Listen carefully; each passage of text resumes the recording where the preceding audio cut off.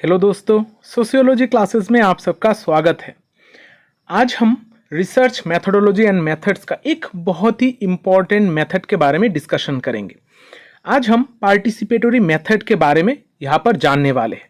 ये जो टॉपिक है ये इग्नू एमए सोशियोलॉजी के लिए बहुत इंपॉर्टेंट एक टॉपिक है, जहाँ से बहुत बार एग्जाम में क्वेश्चन पूछा गया है। इग्नू के अलावा भी आप कोई भी एग्जाम दे रहे हो, वहाँ पर अलग अलग मेथड्स हमें पढ़ने पड़ते हैं। ये पार्टिसिपेटरी मेथड का क्लास आपको बहुत ज़्यादा हेल्प करने वाली है। यहाँ पर पार्टिसिपेटरी मेथड का मीनिंग, इसके अलग अलग फीचर्स, सिग्निफिकेंस, लिमिटेशंस, ये सारे चीज़ों के बारे में इस क्लास में हम समझने वाले हैं। अगर आपने मेरे चैनल को अभी तक सब्सक्राइब नहीं किया है, चैनल को ज़रूर सब्सक्राइब कर लीजिएगा। इस चैनल पे आपको बहुत सारे एजुकेशनल वीडियोस मिलने वाले हैं। खास करके इग्नू एमए सोशियोलॉजी के लिए फर्स्ट ईयर और सेकेंड ईयर का लगभग सारे कोर्सेज का मैंने यहाँ पर प्लेलिस्ट बना के रखा है। आप लोग प्लेलिस्ट से आसानी से आप आपके एग्जाम के लिए प्रिपेयर कर सकते हो। और अगर आप लोगों को नोट्स की ज़रूरत है तो आप लोग नोट्स भी परचेज कर सकते हो। मैं डिस्क्रिप्शन में उसका लिंक दे दूंगा और टेलीग्राम चैनल पे भी आप मुझसे कांटेक्ट कर सकते हो। तो चलिए आज का हमारा जो सेशन है इसकी हम शुरुआत करते हैं। जब भी हम सोशल रिसर्च में मेथड्स की बात करते हैं तो बहुत सारे अलग अलग मेथड्स हैं जिनको हम यूज करके रिसर्च कर सकते हैं, जैसे कि evolutionary method, comparative, historical, feminist, survey, participatory, इस तरीके का अलग अलग मेथड्स है। मैंने ऑलरेडी बाकी सारे मेथड्स के ऊपर क्लास बना के रखी है। आप लोगों ने अगर अभी तक क्लासेस नहीं देखी है तो ज़रूर देख लीजिएगा। आज हम पार्टिसिपेटरी मेथड के बारे में जानने वाले हैं। पार्टिसिपेटरी मेथड बाकी सारे रिसर्च मेथड से थोड़ा हटकर है। पार्टिसिपेटरी मेथड हम रिसर्च में यूज़ किए जाते हैं, लेकिन ये एक अलग तरीके का इन्वॉल्वमेंट की बात करता है, अलग तरीके का रिसर्च करने की ऊपर जोर देता है। अब पार्टिसिपेटरी मेथड में होता क्या है? पार्टिसिपेटरी नाम से ही आप लोगों को पता चल रहा होगा कि यहाँ पर कोई ना कोई पार्टिसिपेशन की बात की जा रही है। यहाँ पर जब भी कोई रिसर्च अगर हम करेंगे, वहाँ पर अगर जिन लोगों के ऊपर हम रिसर्च करने वाले हैं उनको एक साथ मिलाकर जब हम रिसर्च को कंडक्ट करेंगे, उनको एक्टिवली पार्टिसिपेट कराएंगे उस रिसर्च में, उनको वो लोग डाटा कलेक्शन के टाइम पे हो या फिर प्लानिंग के टाइम पे हो या फिर एनालिसिस करना हो या फिर फाइंडिंग के द्वारा उन सारे चीज़ों को इम्प्लीमेंट करना हो, सारे चीज़ों में जब लोग कम्युनिटीज डायरेक्टली इन्वॉल्व होते हैं, रिसर्च के शुरुआत से लेकर आखिर तक अगर लोग उसमें पार्टिसिपेट करते हैं तो उस तरीके का मेथड को हम कहते हैं पार्टिसिपेटरी मेथड। तो इस वजह से पार्टिसिपेटरी मेथड बाकी सारे रिसर्च मेथड से थोड़ा हटके है। यहाँ पर हम डायरेक्टली जिस कम्युनिटी के ऊपर रिसर्च करने वाले हैं उनके इन्वॉल्वमेंट, उनके एक्टिव पार्टिसिपेशन के बारे में हम यहाँ पर फोकस करते हैं। अब पार्टिसिपेटरी मेथड इस वजह से यहाँ पर सिर्फ एक नॉलेज गैदर करने का क्राइटेरिया नहीं है। यहाँ पर सिर्फ हम नॉलेज गैदर नहीं करते हैं, साथ ही साथ जिन लोगों के ऊपर स्टडी की जा रही है उनके एम्पावरमेंट के बारे में बात करते हैं, उनके डेवलपमेंट के बारे में भी बात करते हैं। तो इसको हम एक टूल की तरह भी यूज कर सकते हैं पार्टिसिपेटरी मेथड को। जब हम ट्रेडिशनल रिसर्च मेथड्स की बात करते हैं, यानी कि पुराने तरीके जो अलग अलग मेथड्स हम देखते हैं, पढ़ते हैं, उस पुराने ट्रेडिशनल रिसर्च के जो मेथड है वहाँ पर हम नॉर्मली जिन लोगों के ऊपर स्टडी की जाती है उनके ऊपर दूर से स्टडी किया जाता है, उनके ऊपर हम सिर्फ ऑब्जर्व करते हैं या फिर देखते हैं और दूर से ही डाटा को कलेक्ट कर कर हम खुद से ही उसको यूज करते हैं, रिसर्चर खुद से उसको यूज करता है। लेकिन ये जो पार्टिसिपेटरी मेथड है ये उससे बाहर निकलकर जो जिन लोगों के ऊपर हम रिसर्च कर रहे हैं उनको एक कोर रिसर्चर की तरह ट्रीट करता है, यानी कि उनको यहाँ पर इन्वॉल्व करने के ऊपर जोर दिया जाता है। यहाँ पर प्रॉब्लम को आइडेंटिफाई करना हो, डाटा कलेक्शन हो, एनालाइज हो या फिर उस रिजल्ट को यूज करना हो, हर जगह पर हम इस पार्टिसिपेटरी मेथड में जिन लोगों के ऊपर रिसर्च किया जा रहा है उनको हम इन्वॉल्व करने की कोशिश करते हैं। तो हमारी सोसाइटी में चेंजेस लाने के लिए भी इस पार्टिसिपेटरी मेथड का यूज किया जाता है। अब यहाँ पर प्रीवियसली जो सारे मेथड हमने पढ़े हैं वहां पर ज्यादातर मेथड में ही वैल्यू न्यूट्रल होकर रिसर्च करने के ऊपर जोर दिया जाता है, ऑब्जेक्टिविटी के बारे में बात की जाती है। लेकिन जब भी हम कोई मार्जिनलाइज सेक्शन के ग्रुप के बारे में अगर बात करते हैं, जैसे गरीब लोग हैं, वोमेन या फिर लोअर कास्ट के जो लोग हैं जिनको हम मार्जिनलाइज सेक्शन में रखते हैं, उनके पर्सपेक्टिव से हम चीजों को नहीं देखते हैं। तो यहां पर इस वैल्यू न्यूट्रलिटी को क्रिटिसाइज करता है पार्टिसिपेटरी मेथड, यानी कि यहां पर मार्जिनलाइज ग्रुप को हम देखेंगे, उनके तरफ बायस होकर रिसर्च कंडक्ट करेंगे। यहां पर सब्जेक्टिव व्यू पॉइंट के द्वारा रिसर्च करने के ऊपर जोर दिया जाता है। तो इस वजह से पार्टिसिपेटरी मेथड थोड़ा अलग तरीके का एक मेथड है। अब हम देखते हैं कि पार्टिसिपेटरी मेथड में क्या क्या इंपॉर्टेंट फीचर्स है।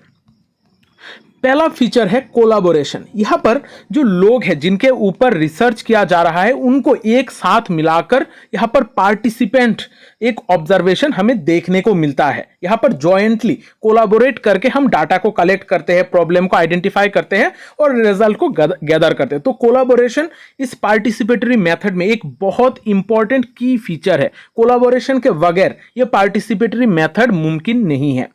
यहां पर एम्पावरमेंट एंड सोशल चेंज के बारे में भी बात की जाती है।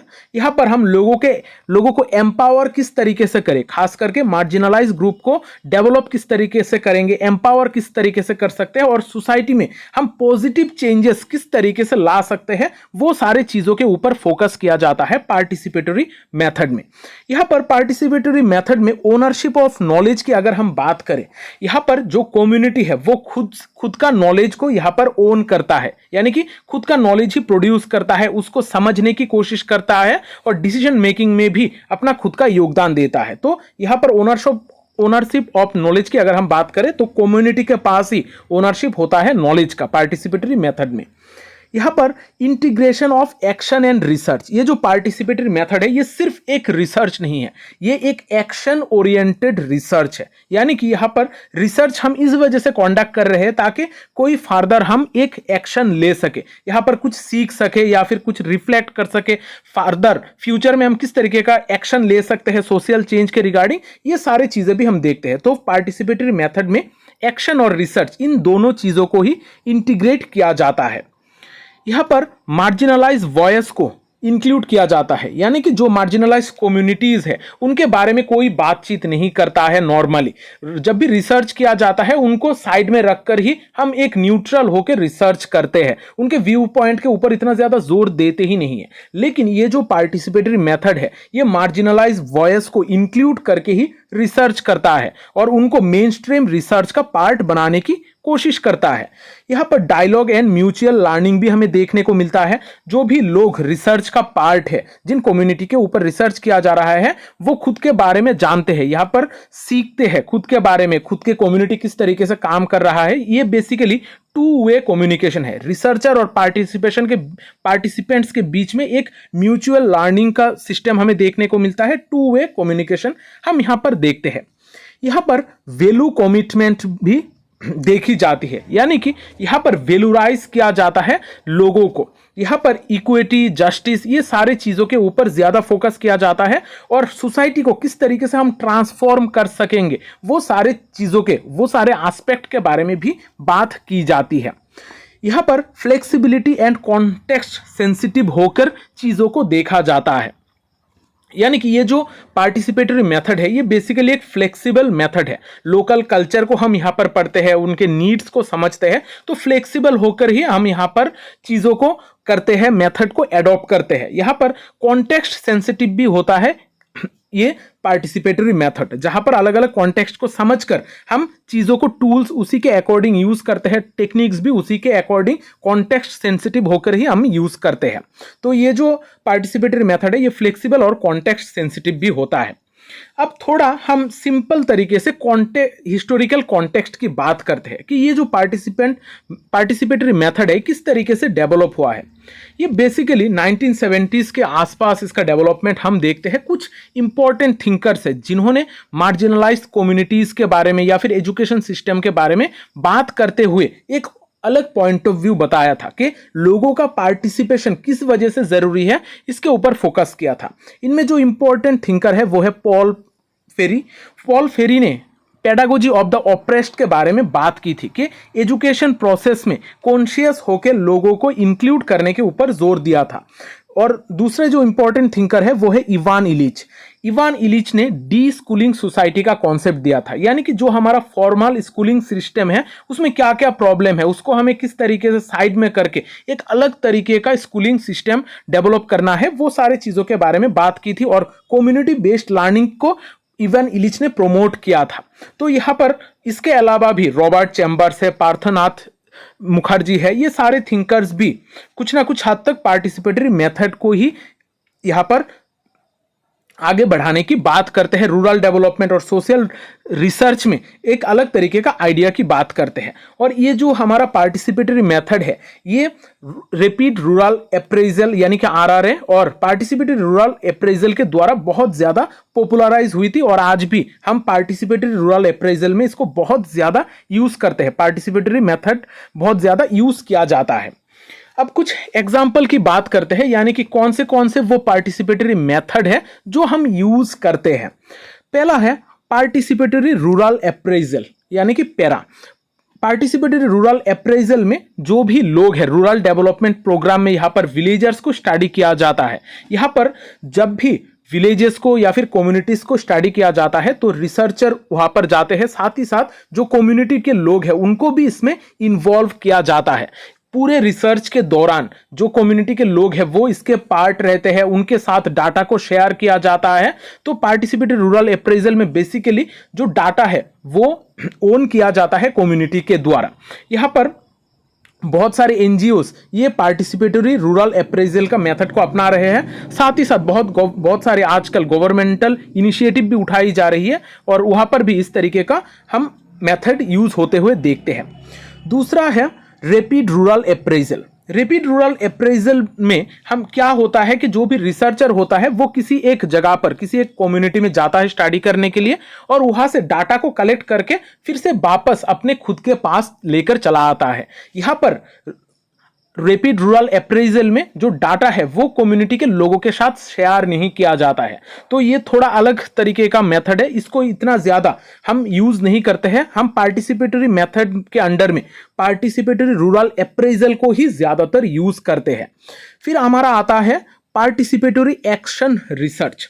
पार्टिसिपेटरी एक्शन रिसर्च यानी कि यहाँ पर एक्शन ओरिएंटेड रिसर्च की बात की जाती है, जैसे कि स्लम स्टडीज हो या फिर वोमेन्स प्रॉब्लम हो या फिर लेबर राइट मूवमेंट्स हो। हर जगह पर यहाँ पर इस रिसर्च में क्या होता है कि जो भी लोग हैं, जो भी पार्टिसिपेंट्स हैं, वो खुद से ही रिसर्च कंडक्ट करना स्टार्ट करते हैं कि उनका क्या प्रॉब्लम है, उनका वर्किंग कंडीशंस में क्या प्रॉब्लम आ रही है, दिक्कतें आ रही है, वो सारी चीज़ें खुद पार्टिसिपेंट रिसर्च करते हैं और पॉलिसी चेंजेस के लिए डिमांड करते हैं। तो पार्टिसिपेटरी एक्शन रिसर्च में जो लोग इसमें इन्वॉल्व है वो ही डायरेक्टली रिसर्च करते हैं अपने कंडीशन को बेटर बनाने के लिए और पॉलिसीज में चेंज की डिमांड करने के लिए। तो पार्टिसिपेटरी रूरल अप्रेजल अलग है, पार्टिसिपेटरी एक्शन रिसर्च अलग है। ये दोनों को थोड़ी अच्छी तरीके से इनके नोट्स भी देख लीजिएगा। अब हम कॉन्सेप्ट ऑफ पार्टिसिपेशन की बात करते हैं। सोशल रिसर्च में हम 3 डायमेंशंस देख सकते हैं पार्टिसिपेशन का, यानी कि 3 तरीके से हम पार्टिसिपेशन कर सकते हैं। पहला है डिसीजन मेकिंग। डिसीजन मेकिंग में लोग इन्वॉल्व होकर पार्टिसिपेट कर सकते हैं।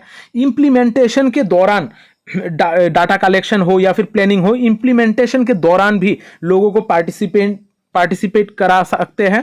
फिर शेयरिंग ऑफ बेनिफिट्स, यानी कि बेनिफिट शेयर करने के वक्त भी लोग पार्टिसिपेट कर सकते हैं। ये जो 3 डायमेंशंस है यहाँ पर हम पार्टिसिपेशन देख सकते हैं सोशल साइंसेस रिसर्च में, और ये पार्टिसिपेटरी रिसर्च का ही पार्ट है, पार्टिसिपेटरी मेथड का ही पार्ट है। तो इस वजह से ये जो पार्टिसिपेशन है ये सिर्फ कंसल्टेशन नहीं है, ये शेयर्ड कंट्रोल और एम्पावरमेंट का एक अलग तरीका है। अब हम देखते हैं significance of participatory method. Participatory method का क्या सिग्निफिकेंस है, इसके क्या क्या एडवांटेज हमें देखने को मिलता है। यहाँ पर डेमोक्रेटाइजेशन ऑफ नॉलेज की बात की जाती है, यानी कि ये जो हम पार्टिसिपेटरी मेथड में देखते हैं कि जो कम्युनिटी के लोग हैं वो खुद से ही अपने नॉलेज के बारे में इंफॉर्मेशन इकट्ठा करते हैं। तो ये जो नॉलेज है, नॉलेज का डेमोक्रेटाइजेशन हम देखते हैं, और जो कंट्रोल होता है वो कम्युनिटी के लोगों के पास ही होता है। एक्सपर्ट्स सिर्फ फैसिलिटेट करते हैं इस तरीके का पार्टिसिपेटरी मेथड को।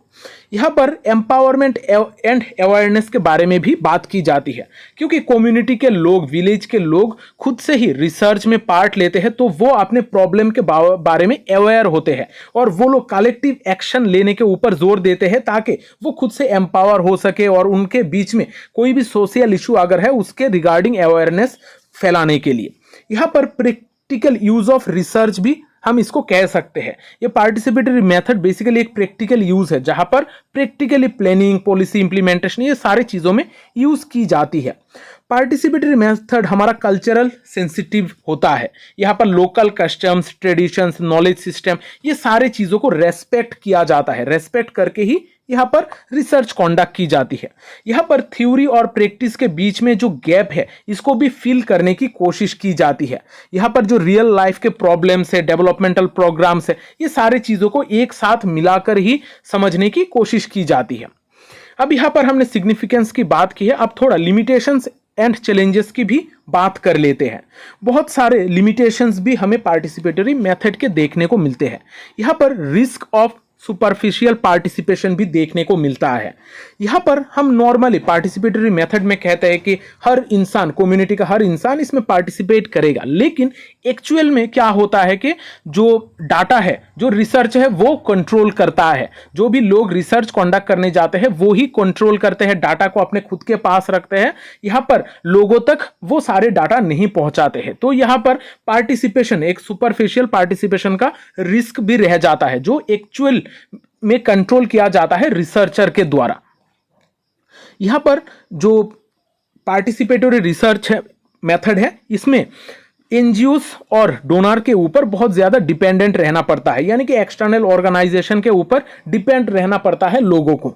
यहाँ पर लॉस ऑफ थ्योरेटिकल डेप्थ भी हमें देखने को मिलता है, क्योंकि थ्योरी इतना ज्यादा यहाँ पर फोकस नहीं किया जाता है। प्रैक्टिकली जो सारी चीजें हैं यहाँ पर उस तरीके की ही चीजें हमें देखने को मिलती है। यहाँ पर ऑब्जेक्टिविटी को मेंटेन करना बहुत ही डिफिकल्ट हो जाता है, क्योंकि जब कम्युनिटी के लोग इसमें इन्वॉल्व होते हैं तो इमोशनल, सोशल एंगेजमेंट हमें देखने को मिलता है, जिसके वजह से जो रिसर्चर है वो स्ट्रगल कर सकता है ऑब्जेक्टिविटी को मेंटेन करने के लिए। तो यहाँ पर ऑब्जेक्टिविटी को मेंटेन करना भी एक बहुत बड़ा टास्क बन जाता है पार्टिसिपेटरी मेथड में। यहाँ पर टाइम एंड रिसोर्सेस का भी बहुत ज्यादा जरूरत पड़ती है, क्योंकि ये पार्टिसिपेटरी मेथड है, कम्युनिटी को इन्वॉल्व करना पड़ेगा, तो ये बहुत लंबे समय तक चल सकता है। बहुत सारे रिसोर्सेज की यहाँ पर जरूरत होती है और ट्रस्ट बिल्ड करना भी बहुत इंपॉर्टेंट हो जाता है। तो यहाँ पर रिसर्च के एथिक्स भी बहुत ज्यादा मायने रखते हैं। टाइम, एफर्ट, सारी चीजों में यहाँ पर वक्त लग सकता है। तो बहुत सारे चैलेंजेस भी यहाँ पर हमें देखने को मिलता है, लेकिन फिर भी हम कंक्लूजन में ये कह सकते हैं कि ये जो पार्टिसिपेटरी मेथड है ये एक सोशल रिसर्च में एक अलग व्यू पॉइंट हमें देता है। यहाँ पर हमें एक साइंटिफिक अप्रोच प्रोवाइड करता है सोसाइटी को देखने का, सोसाइटी को के ऊपर रिसर्च करने के लिए, और इसके द्वारा लोगों को एम्पावरमेंट भी मिलता है। यहाँ पर सोशल अवेयरनेस हो, सोशल एक्शन हो या फिर सोशल चेंज हो, सारे चीज़ों में ही ये पार्टिसिपेटरी मेथड एक इंपॉर्टेंट रोल प्ले करता है। तो ये पार्टिसिपेटरी मेथड सिर्फ नॉलेज क्रिएट करने का एक जरिया नहीं है, सोशल कंडीशन, सोशल चेंज करने में भी ये सक्षम है, और जो भी कम्युनिटी इसमें इन्वॉल्व है उसको एम्पावर करना, उसको डेवलप करने में भी बहुत इंपॉर्टेंट रोल निभाता है।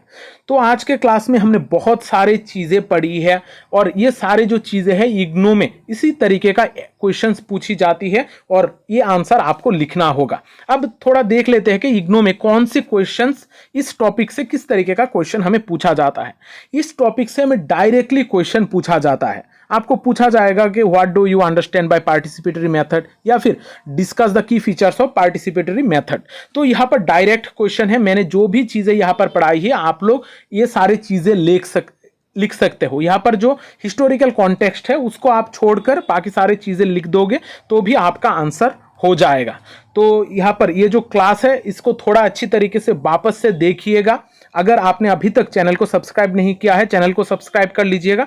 और अगर आपको इग्नो एमए सोशियोलॉजी के रिगार्डिंग नोट्स की ज़रूरत है तो आप लोग नोट्स भी परचेज कर सकते हो। मैं डिस्क्रिप्शन में लिंक दे दूंगा, या फिर आप मेरे टेलीग्राम चैनल भी ज्वाइन कर सकते हो, जहां पर आपका अगर कोई प्रॉब्लम हो, दिक्कत हो तो आप मुझसे खुद से डायरेक्टली कम्युनिकेट वहाँ पर कर सकते हो। तो यहाँ पर इग्नो एमएस सोशियोलॉजी का फर्स्ट ईयर और सेकेंड ईयर का सारे प्लेलिस्ट मेरे यूट्यूब चैनल पे अवेलेबल है। आप लोग वो सारे चीज़ें देख सकते हो और नोट्स को एक साथ मिलाकर आपके एग्जाम के प्रिपरेशन को नेक्स्ट लेवल पे ले जा सकते हो। तो आज का सेशन यहाँ पर ही खत्म करते हैं। अगर क्लास आप लोगों को अच्छा लगा है तो कमेंट करके ज़रूर बताइएगा और वीडियो को लाइक और शेयर भी ज़रूर कर दीजिएगा, क्योंकि शेयरिंग इज़ केयरिंग। मिलते हैं अगली सेशन में, तब तक अच्छे रहिए, स्वस्थ रहिए और लोगों में प्यार बांटते रहिए। जय हिंद।